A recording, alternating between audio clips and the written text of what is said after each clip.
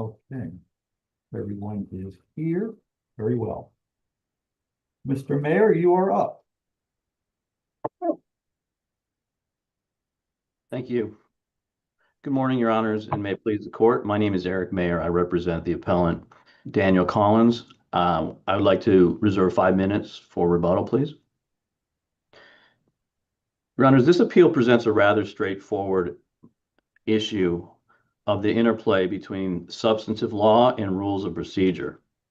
The substantive law that is at issue in this case is the law set forth in Florida Statute 61.30 and further discussed in the Supreme Court's opinion in Finley versus Scott.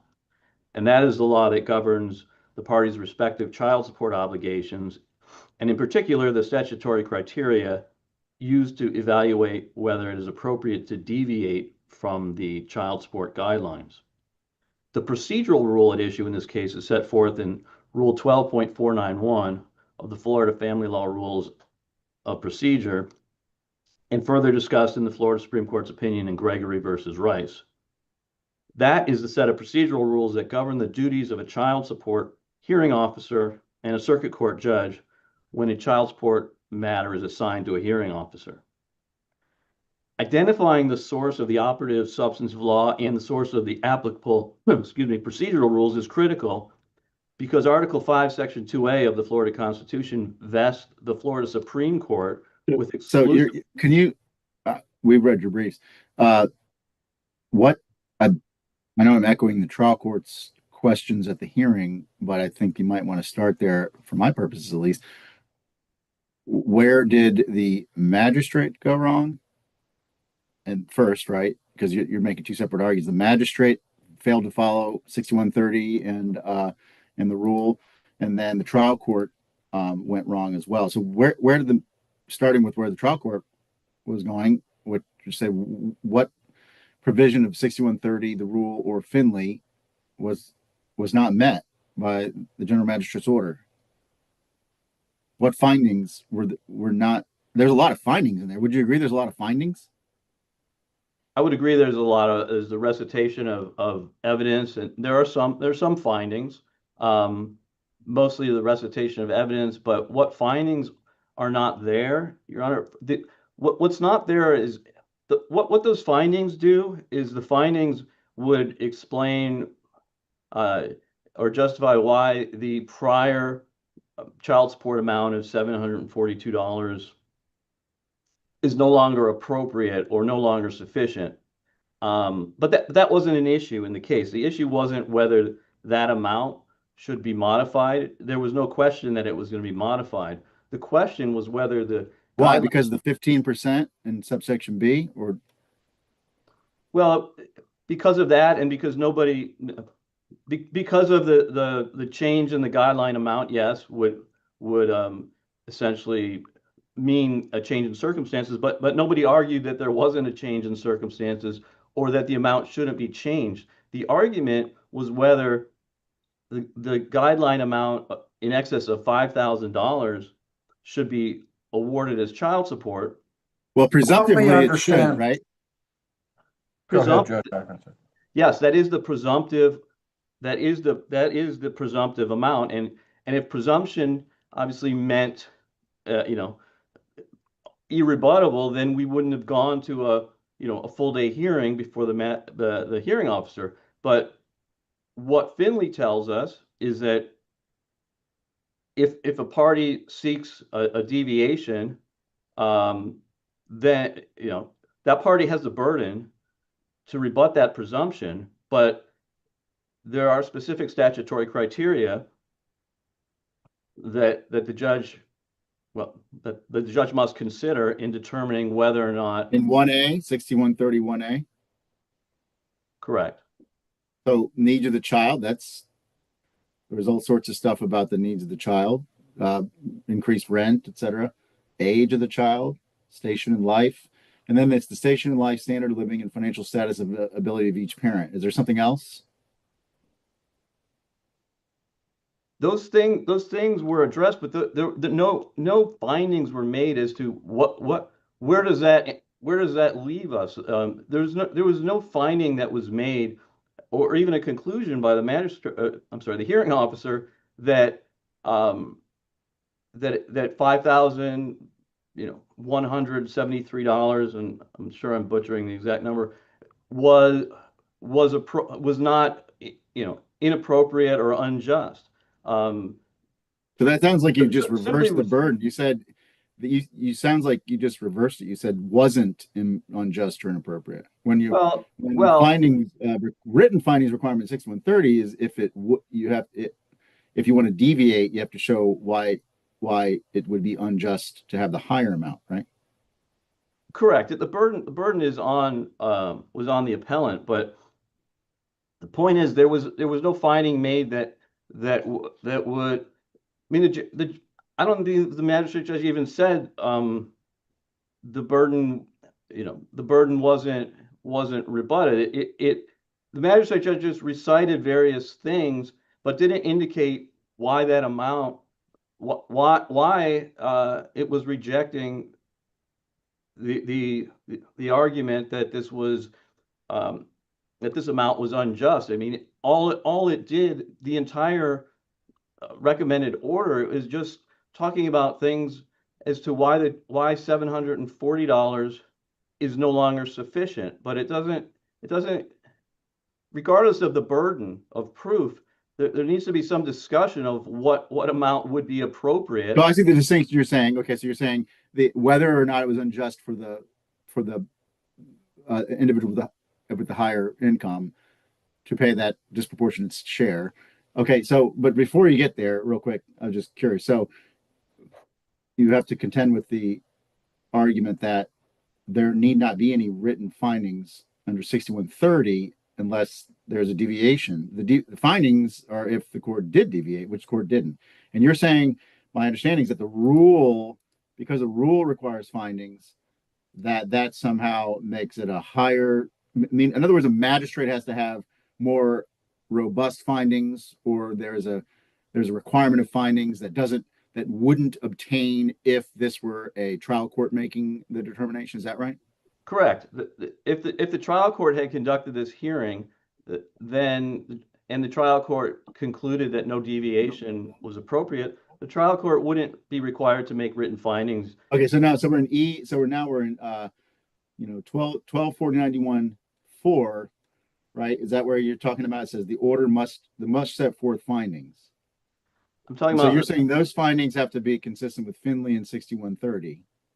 I'm saying those. We're back to those criteria in 6130. Tell me why, if we buy your argument that there's a requirement placed upon a magistrate judge that would not be placed on a circuit judge, to it, in scenarios in which there was no deviation exceeding 5%. If that requirement exists, for the sake of discussion, what aspects of 6130 were not included in the findings in the magistrate's order? Well, the reason that there is that requirement for a hearing officer that wouldn't be required if the trial judge himself had done the hearing is because Rule 12.491 requires it. So what now? The trial judge said, "Well, I'm looking at 61.30 in Finley, and it says that it's not required." But the fact is, Finley 61.30 is a substantive law enacted by the legislature, and 12.491 are the rules of procedure that the Supreme Court has enacted. And the Florida Constitution is the Supreme Court that makes the rules of procedure. And to the extent that a substantive law has some incidental procedural aspect to it that conflicts with a rule promulgated by the Supreme Court, it's not valid. But putting that aside, Finley doesn't say, and 61.30 doesn't say you don't have to make written findings unless you deviate. It says 6130 arguably says that. It says what it says is you have to make written findings if you deviate, and there's no other requirement. So there's nothing that even conflicts with what 12.491 requires of a hearing officer, which is that the hearing officer must make written findings. So there's essentially what the trial judge did was said, well, the hearing officer will, I'll just, whatever I would be required to do, she would be required to do. And she found that, she concluded that. But I'm asking, I'm asking you if, presuming that there is a higher burden on the general magistrate, how did that general magistrate fail? And by what procedural or substantive law must we judge the general magistrate's findings? I'm looking at 6130. Age, needs of the child, that seemed to be in there. Station in life, standard of living, and financial status and ability of each parent. Mother's an art teacher. Mother had to move into a more expensive. There's a lot of detailed findings. Father is an entrepreneur. Father, wanted to deduct his expenses. There was a lot of findings about his income structure itself. What more should we as an appellate court be looking for in a magistrate's order? Well, so what the trial court needs to look at is whether the findings provided by the hearing officer support the recommendation. So there was nothing in there. What's the standard of review for that? It sounds like you're making two separate arguments. One argument is procedural, which is insufficient findings were made, and now you're saying it sounds like you're describing a separate analysis, which is presuming that findings were made, whether those findings support the decision of the magistrate in the trial court. What's the standard review for that? Well, we're here appealing the trial court. We're not appealing, technically we're appealing what the trial court did or didn't do. And the trial court didn't do what Gregory versus Rice makes very clear that the trial court must do, is review the record. The trial court didn't review the record. The trial court didn't review the findings to determine that they did or didn't support the ultimate conclusion. The trial court erroneously thought that the hearing officer had the same obligations as a trial court would have, and doesn't need to provide any findings to support the recommendation. So now we're back to the findings. So now since this folds back under your findings argument, tell me why the findings aren't sufficient under what I just described in 6130. I think it's paragraph 62 to 74 of the order. If you read the findings, that doesn't indicate to you one way or the other whether the $5,000 plus monthly support amount is unjust or inappropriate. All it tells you is that the $742 prior amount is insufficient. So, let me give you an example. The trial court said, I heard your argument about, the child having a modest lifestyle when she lives with you, and she'll have an extravagant lifestyle. And the court said, I didn't buy it. I don't think that makes it unjust. What do you want us to do about it? Is that either, are you saying that's an insufficient finding, or are you saying that finding, that the father's argument about why $5,000 was unjust, was improper, is not supportive of the conclusion of the magistrate? Which are you trying to argue, and what should we do about it on appeal? I'm saying the magistrate didn't conclude. What amount that amount would be appropriate, and didn't make findings that would distinguish between $3,000 and $5,000. So the magistrate. Well, the difficulty in all of this is the magistrate found that her rent was $2,600 a month. Your client's seeking a deviation from the guidelines to $3,000 a month. I mean, it's right on the face of it. The expectation is that she can live on $400 a month. I mean, what more needs to be in these findings? The math is real simple. $2,600 rent. Your client wants to pay her $3,000 in child support. Well, my client, number one, that's not her only source of income, and child, my client isn't obligated. She makes another $2,600. That finding's in there too. So now she's at $3,000 a month in South Tampa. I mean, how much do we need to know, really? $5,000. And there was a finding that month. y'all agreed that both parties agreed that the child needed to stay in South Tampa. That's a finding. That's a finding, but there's a lot of people that live in South Tampa and they don't get $5,000 a month in child support. That is an excessive amount, and that is the argument that we were making, and that is the argument that the magistrate judge didn't address. But really, the focus is the trial court didn't review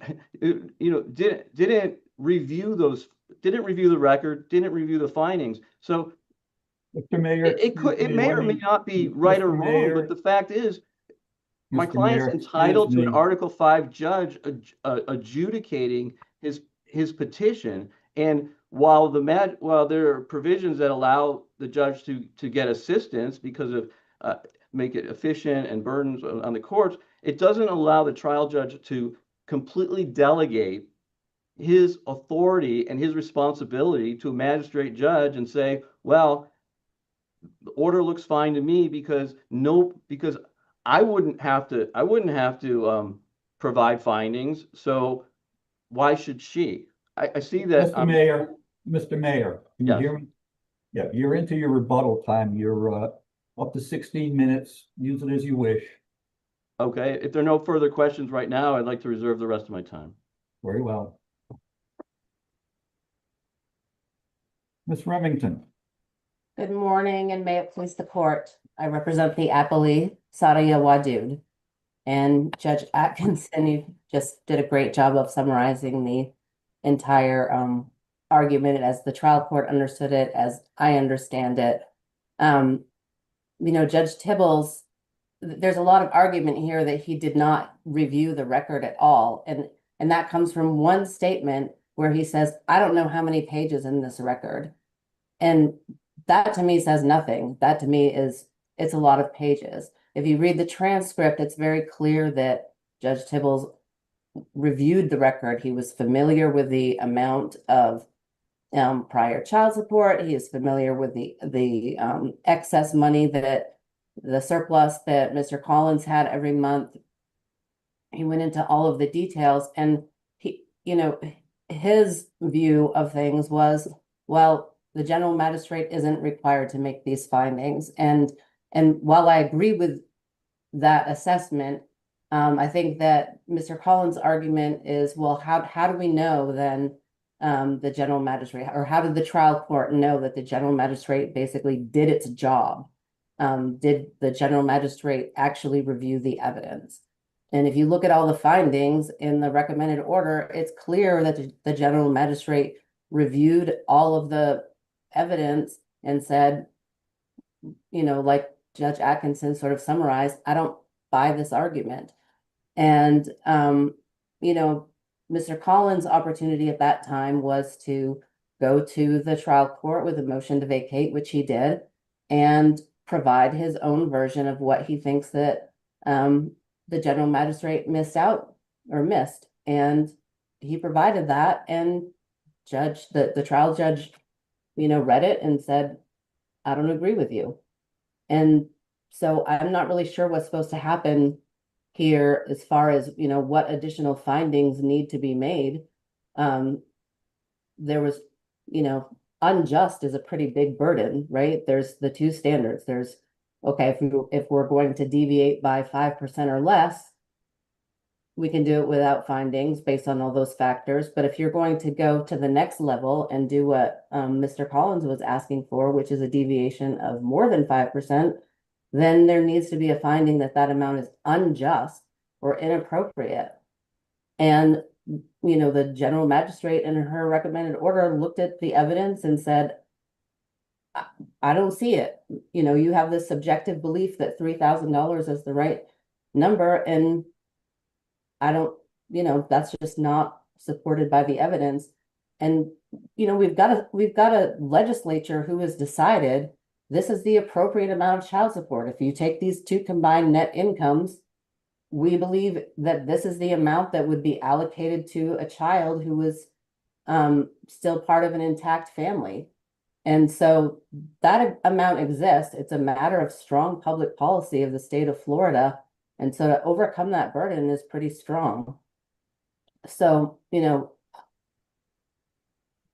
you've read the briefs, obviously. You've heard the arguments, and I guess I just leave this open for any questions you might have about it. Okay, thank you, Ms. Remington. Sure. Mr. Mayor, you have yes. 4 minutes. Oh, thank you. So I think the record of the proceedings before the trial court, the hearing on the motion to vacate, is very revealing, and that's 20 pages. It's at pages 3180 to 3199 of the record. And if you juxtapose what is stated there with what the Supreme Court said in Gregory versus Rice, and what this court said in Hand versus Kushmer, it is obvious that the trial court did not do what the trial court was required to do. Essentially, the argument by the appellee is, what's the harm? That's the statutory presumption anyway. But that was also the case when Finley versus Scott was decided. Well, you could infer that, and that's perhaps a sound argument. But I think the additional argument is that there was no violation of the trial court's duty as defined in Gregory. In other words, you're making it, from that opposing counsel said you're placing your argument that the trial court didn't perform an adequate review on his failure to recall the precise amount of pages. So how do you respond to that? I think it goes far beyond recalling the amount of pages. The trial court said, and in that particular statement, was, I don't know how many pages this record is, findings, but clearly there were findings. There was some sort of evaluation. The general magistrate just didn't say denied. That really reveals that the trial court did not review the record, but knows that there was not only a transcript of some amount of pages, but a recommended order that contains some findings. But so we don't know his intonation, but well, we don't know. We don't know the trial court's intonation. But he said I could infer different things from that. He's speaking extemporaneously, and he's kind of sounds like me saying there was some form of evaluation, there were some findings. So did you infer the same thing from me, that I didn't read and prepare adequately because I said something similar to what Judge Tibble said? No, because I believe that wasn't the extent of my conclusion. That my conclusion was that was the extent of discussion of the record. And on the other hand, Judge Tibble said at least 5 times, magistrate judge doesn't have to make findings unless she deviates from the child support guidelines. So, I mean, obviously the trial court's never going to put on the, I don't think ever will put on the in the state in the hearing. I didn't review this record and I stand by it, but that's as close as you're going to get to what is stated in this 20-page hearing transcript, which focused almost entirely on the trial court telling appellant's counsel, show me where Finley versus Scott says that the magistrate judge has to make findings. So because the hearing focused on a legal issue, we're supposed to presume that there was no factual analysis performed by the trial court in its review of the general magistrate's proceedings? Because the legal principle espoused by the trial court was there need not be any findings. Yeah, I think that gets you, that creates that inference that the trial court. But wait a minute. But in the very quotation of the trial court, he says, but clearly there were findings. But the obligation of the trial judge is not merely to see were there findings made. It's to review the findings, to make sure that they correlate with the recommendation, and it's also to review the record, in the transcript. Now, that is such a serious obligation that this court and the Supreme Court have said if there is no transcript, it probably has to listen to the recording. Here, that wasn't necessary because there was a transcript. But the trial judge has to do the job of the trial judge and can use a hearing officer, but ultimately the conclusion has to be the conclusion of the trial judge, and that clearly wasn't the case here. I see my Mr. time is Mayor, up. you're going to have to wrap it up, please. Your Honor, Your Honors, the trial judge did not comply with its obligations under Rule 12.491 and didn't hold the hearing officer to those obligations. The order below should be reversed and remanded back to the trial court for further proceedings. Thank you. Thank you, Mr. Mayor. Thank you both. We're going to make a quick panel change, and then we will be back with our next case in just a couple of moments. So you can exit the floor.